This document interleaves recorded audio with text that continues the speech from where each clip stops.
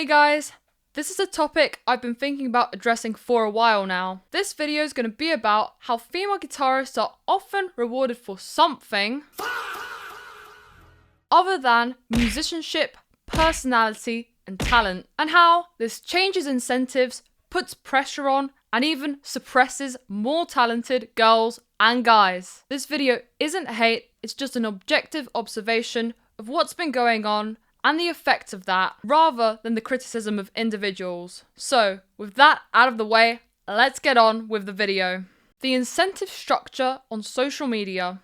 Social media platforms reward creators for how much their viewers engage with them. So in essence, that's how often your video gets clicked on when it's shown to people, whether they interact with it, leave a like, comment, and subscribe, and of course, whether someone continues watching that video till the end generally, or they click off at the beginning. And now, if we think about it, what's the first thing that grabs someone's attention when they're going to click on the video? The thumbnail. And in terms of music covers, often you'll see the person playing it. So, when videos, for instance, emphasizing cleavage or body shape get clicked on way more often than ones emphasizing the instrument or the song, the algorithm learns that. If videos with highly suggestive camera angles outperform more technical focused ones, the system leads on to amplify that. And over time, creators adapt. It's not about morality, it's about market mechanics. Now, when the most viral examples of female guitar success lean into highly sexualized aesthetics, not just beauty, or even something more, that shifts perception. It has an impact. It changes what success looks like. And that choice doesn't just affect the woman choosing that strategy, it affects those who are entering the platform. Because now, the comparison baseline isn't just about being talented or skilled or even just pretty or cute. In a way, it becomes skill plus personality plus willingness to expose yourself in a sexualized way. Now, I want to make myself really clear. This isn't having a dig at girls who want to look cool and dress feminine, because that's normal. And in popular culture, being attractive always increases your appeal as a celebrity or public figure. And whether we're talking about musicians or actors like Marilyn Monroe, Elizabeth Taylor, Madonna, Joan Jett, Stevie Nicks, Debbie Harry, Suzy Sue, etc., or male stars like the guys who acted in James Bond or Elvis Presley, in this world is just a totally normal thing for attractive people to gain attention. However, this only stands its ground when there's something to back it up. Like maybe some element of interest, like skill for instance. In general, for musicians, that's been less and less required ever since technology's been moving forward. But that's a bit aside from the point. I'm talking about the creeping normalization of presentation that feels increasingly sexual and overshadows musicianship. Like for instance, how playing Sultans of Swing used to be a way to show your skill. But in recent years, there's been a lot of female guitarists who use it almost as a prop or backing music for something else. And of course, that gets translated into more overall popularity. And what really shocks in today's world is how even the thumbnails don't look like music content, they look like adult content previews. It sets a tone, and if that tone is the fastest path to visibility, it pressures others to decide, do I adapt, do I accept slower growth, or no growth at all? The audience's role. Creators respond to what gets rewarded. And going back to what I mentioned earlier, when sexualized thumbnails outperform music-focused ones, it's not something random, it's collective behavior.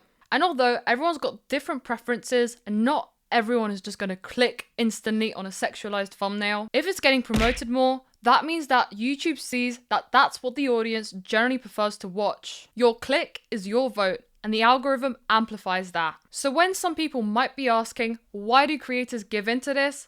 The harder question might be, am I or other viewers potentially contributing to that on some level? And looking into the deeper effect of that, the crazy amount of sexualized music content leads to many problems. Viewers get overstimulated. Anything less exciting or less invigorating seems boring. So putting that side by side to someone who's dressed in an average or decent way, it makes the person who hasn't gone to the next level of wearing really revealing clothes look worse. And sometimes it almost feels like a given for any female guitarist someone watches to be barely dressed. Potentially, that can even lead to a small minority of the audience feeling resentment to those that don't look like that, which means that guitarists that don't look like that don't have their channel looked into or extra subs or views. This might be quite a drastic analogy, but I think it conveys the point quite well. So, as a scenario in a shady club, when the people there have women dancing in a certain way, what do you think the profits would be for a dancer who's fully dressed?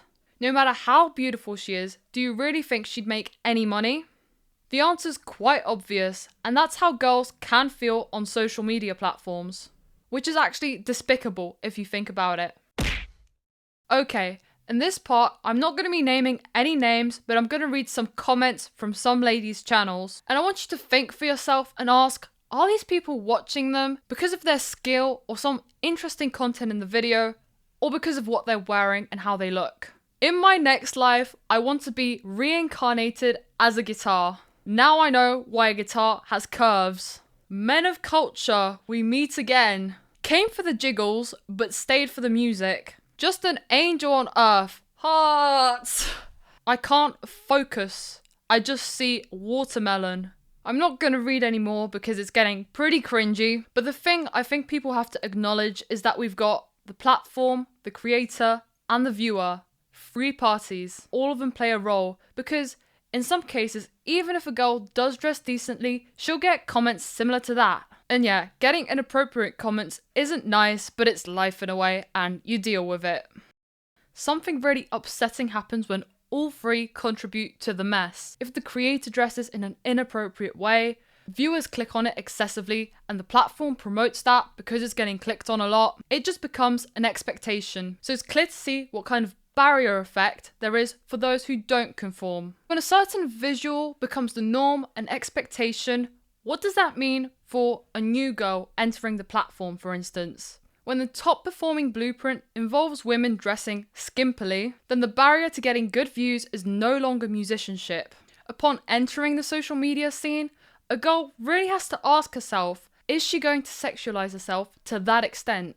And of course, as more and more do it, the whole thing spirals down and gets worse. And it's just not right when you see girls out there who do look cool, but just don't get the traction that they really should. And it's so bad to the extent that if you go on most female YouTubers' channels and you see the videos, you think, oh, why didn't this one get more views? Then you see one next to it where she's dressed differently to the first video and she's got a ton of views, even though it might be rubbish content. It's just really wrong that whether it's a guy or a girl, if their image isn't sparking enough interest in the viewer, they don't get those clicks. Because there's a big chunk of viewers out there who are used to girls wearing summer tops all year round. And then, let's say you're a new young female guitarist and you're a virtuoso. Even then, the most successful female guitarists choose to dress in a skimpy way. So what does that mean for any aspiring young girl? It's not hard to deduct. She doesn't stand a chance. Because unfortunately, it's not an art academy, it's mainstream entertainment. And in that kind of genre, when something becomes the norm,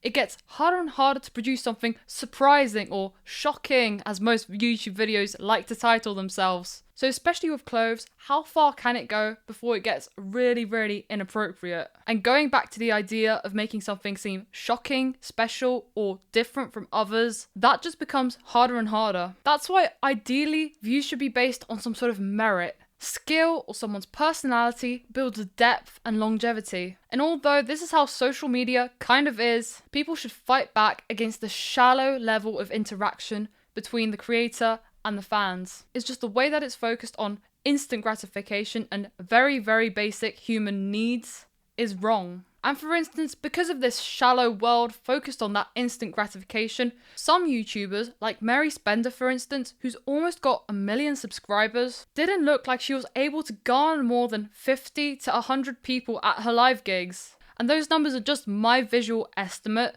from what she was showing in her vlogs about her tour. But yeah, that kind of exposes that even with hundreds of thousands, if not over 1 million subscribers, the connection between viewer and creator isn't all that strong as some people might think. So at this point, some of you might be wondering how I feel about this personally.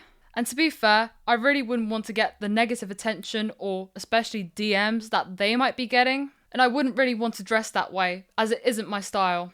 You know, I think about it this way, that if someone's going to watch me, I'd like it to be because of my character, my style, and more importantly, because of the quality of how I play and produce music by myself, or picking out interesting topics to talk about. And of course, I'm not perfect. I'm not a professional. But it's good fun, and I'll surely develop over time. So, in closing, I've got a question for you. If we removed visuals entirely, if it were, say, only audio, would the hierarchy of success in the guitar niche, especially focused on females, be the same? And if not, maybe we should acknowledge what's actually being rewarded. Do I think people should be rewarded purely on technical ability? Absolutely not. When people shred too much, music loses its melody and feel. More complicated things make things more convoluted, and that doesn't work in every style of music. But of course, there needs to be some level of ability, or at least quality in the production, that allures viewers to watch a creator. Rather than people clicking just because of how they look or how revealing their clothes are. Something I think everyone can agree on though, is that it's just not fair when some creators get dismal views just because they dress one way and not another, or they're not the right gender to be appealing for clicks. I'm aware that the vast majority of people who will watch this video will likely be men. And to you, I have an analogy. Imagine an alternate universe where the tables are turned and rock music is something listened to mostly by women, and it's mostly women who are famous and really good at playing guitar. And you're there trying to make it on social media as a guitarist. But then you've noticed that there's a trend going on that's getting people loads of views. And for instance, say that's men not really wearing much with a guitar on their upper part of their body with some things below their waist visible. And you know that these guys are getting watched by older ladies who are viewing their channel and supporting it, etc. Would you feel comfortable with a trend like that, trying to impress, for instance, those curious old ladies? And then you end up staring at the screen in disbelief when you see that those mediocre guitarists are getting millions of views while your great playing might be getting really few. And it just feels like the guitar is a prop and actually the visuals of the video are why people are watching it. That might sound completely crazy, but in a way, that's how it feels to watch guitar YouTube as a woman. So, that's all for today. I hope this video has been an interesting insight into a topic that is a bit of an elephant in the room, but hasn't been talked about almost at all. And I also hope that I've raised some awareness on how this silently damages the scene and affects young people joining it. Thanks for watching, and I'll see you in the next one.